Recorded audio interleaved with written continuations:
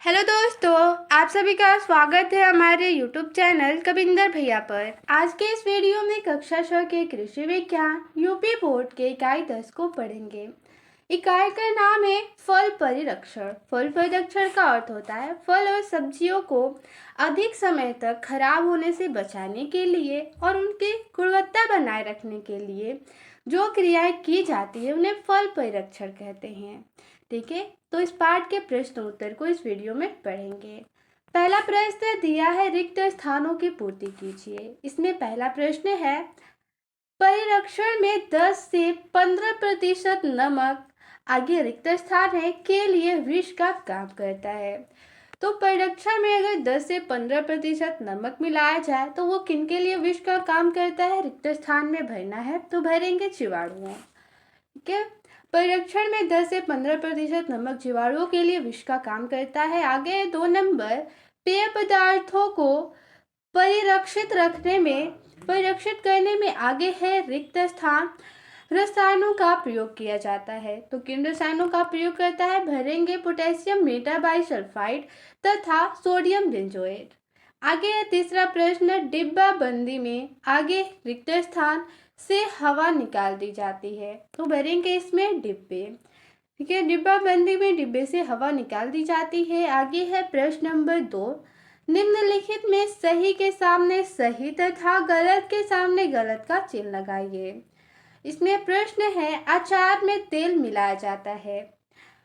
आगे है क नंबर विकल्प, स्वाद बढ़ाने के लिए, तो ये गलत है। अचार में नमक स्वाद बढ़ाने के लिए नहीं मिलाया जाता, ये कथन गलत है। आगे है ख नंबर, परिरक्षण करने के लिए, ये सही है। आगे ग नंबर है, अचार की मात्रा बढ़ाने के लिए, यहाँ पे ये कथन गलत है। और आगे इसमें घ नंबर है, सुगंध बढ़ाने के लिए, तो ये भी गलत है। इसमें से सही है परिरक्षण के लिए। आगे है प्रश्न नंबर 3, परिरक्षण से आप क्या समझते हैं? इसका उत्तर लिखेंगे, फलों एवं सब्जियों को खराब होने से बचाने हेतु अथवा उनकी गुणवत्ता अधिक समय तक बनाए रखने के लिए की जाने वाली प्रक्रियाओं या क्रियाओं को फल परिरक्षण कहते हैं। आगे है प्रश्न नंबर 4, परिरक्षण की आवश्यकता क्यों पड़ती है? इसका उत्तर लिखेंगे, फल और सब्जियों के सड़ने से भारी नुकसान होता है। इन नुकसान से बचने के लिए परिरक्षण की आवश्यकता पड़ती है। आगे प्रश्न नंबर 5 है, परिरक्षण कितने प्रकार के होते हैं? इसका उत्तर होगा, परिरक्षण 2 प्रकार के होते हैं। पहला अस्थायी परिरक्षण एवं दूसरा अस्थायी परिरक्षण। ठीक है, पहला अस्थायी परिरक्षण तो ये दूसरा हो जाएगा अस्थायी परिरक्षण। ठीक है, इनके बारे में लिखेंगे। पहला हेडिंग होगा अस्थायी परिरक्षण। ठीक है, अस्थायी परिरक्षण में लिखेंगे, अस्थायी परिरक्षण में वस्तुओं को जीवाणु रहित करना, नमी से दूर रखना, ठंडे स्थान में रखना या डिब्बा बंदी करना आदि होता है। दूसरा हेडिंग है अस्थायी परिरक्षण। इसमें लिखेंगे, अस्थायी परिरक्षण उष्मा द्वारा, नमक द्वारा, चीनी द्वारा, रसायनों द्वारा तथा सुखाना आदि से होता है। आगे है इसमें प्रश्न नंबर 6, उष्मा द्वारा परिरक्षण कैसे किया जाता है? इसका उत्तर होगा, खाद्य पदार्थों के जीवाणुओं को सामान्यतः 65 डिग्री सेल्सियस उष्मा पर गर्म करके नष्ट किया जाता है। आगे प्रश्न नंबर 7 है, अस्थायी तथा अस्थायी परिरक्षण में अंतर बताइए। इसका उत्तर लिखेंगे, सबसे पहला हेडिंग होगा अस्थायी परिरक्षण। इस विधि में फलों एवं सब्जियों को हम थोड़े समय तक ही सुरक्षित रख सकते हैं। अस्थायी परिरक्षण में इस विधि में फल तथा सब्जियों एवं इनसे बने खाद्य पदार्थों को अधिक समय तक सुरक्षित रखा जा सकता है। प्रश्न नंबर 8 है, आम का अचार सिरके में कैसे तैयार किया जाता है? का उत्तर लिखेंगे, आम के कच्चे फलों को 4 भागों में काट लेते हैं, नमक मिलाकर शीशे के बर्तन में रखते हैं।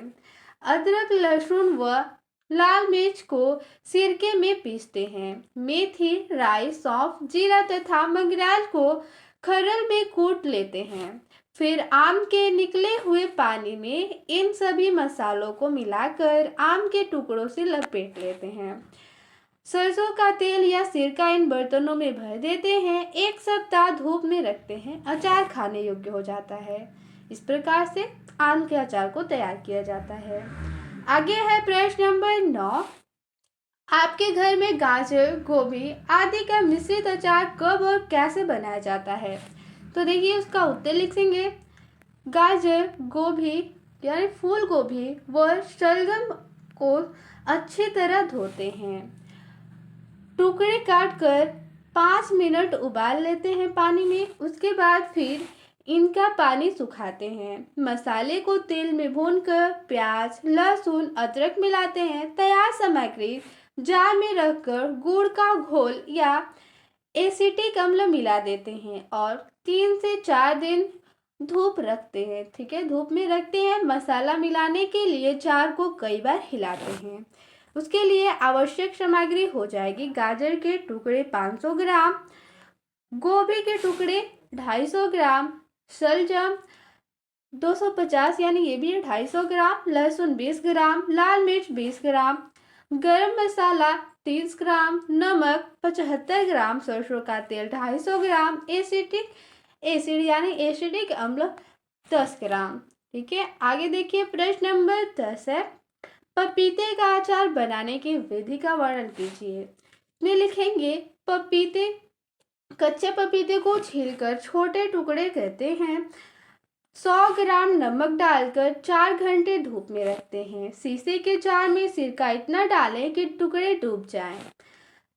टुकड़े तेल में लेते हैं। ठीक है, फिर टुकड़े तेल में मिलाते हैं और फिर प्रति किलो पर 2 चम्मच राई, लाल मिर्च, बड़ी इलायची, जीरा, काली पिपर यानी काली मिर्च पाउडर यहाँ पे प्रत्येक लेना है 10 ग्राम, हल्दी डालकर मिला लेते हैं। समय समय पर बर्तन को हिलाते रहते हैं जिससे मसाला पूरी तरह से मिल जाए।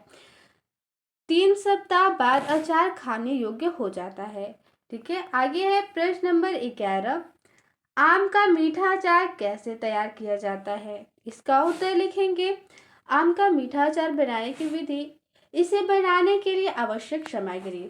ठीक है, कौन कौन सी सामग्री चाहिए? तो पहले आम के फाके 1 किलोग्राम, नमक 200 ग्राम, चीनी 600 ग्राम, लाल मिर्च पिसी हुई 20 ग्राम, गरम मसाला 20 ग्राम, सौंठ 15 ग्राम, सौंफ 20 ग्राम, हींग थोड़ा सा। इसे बनाने की विधि लिखेंगे। आमों को ठंडे पानी में धोते हैं, छिलका उतारकर लंबाई में बड़े सरोते से काटकर फाकों को स्टील से कांटों में छेदते हैं। ठीक है, कांटों से छेदते हैं। फिर आम के फाके चीनी की चाशनी को अच्छी तरह सोखती है। चाशनी अचार को सुरक्षित रखती है। कांच के बर्तन में रखकर मसाले और चीनी को अच्छी तरह मिलाते रहें। 4 से 5 दिन धूप में रखते हैं, अब ये खाने योग्य हो जाता है। तो इस पार्ट में इतना ही प्रश्न था। मिलते अगले वीडियो में। धन्यवाद।